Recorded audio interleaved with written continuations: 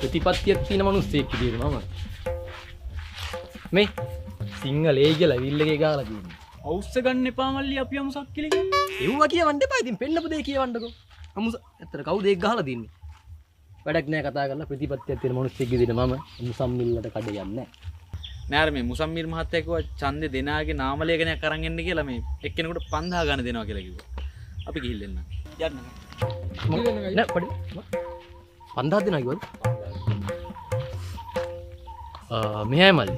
ඔය ජාතිවාදයේ කියන දේ මල්ලි හොඳ නෑ මල්ලි. ඒක අපි තියාගන්න හොඳ නෑ. දැන් බලන්න ඒ කාලේ සූර සරදියලට කවුද උදව් කරේ? මම්මලේ මරික්කා. බලන්න. ඒ කාලේ තිබ්බ බැඳීම. එතකොට පොන්නම්බලම් රාමනාදන් සිංහල මිනිස්සුන්ට කොච්චර උදව් කරාද? මෙච්චර මේ වැඩි දුර යන්න ඕනේ නෑ. මේ යාකොදනේ මදුස්ට කවුද උදව් කරේ? කවුද? කංජිපාණි ඉම්රාන්. බලන්න තිබ්බ බැඳීම මල්ලි. අයියා එයා කුඩු නේද වික්කි? කුඩු බෙදුපේක ඇත්ත.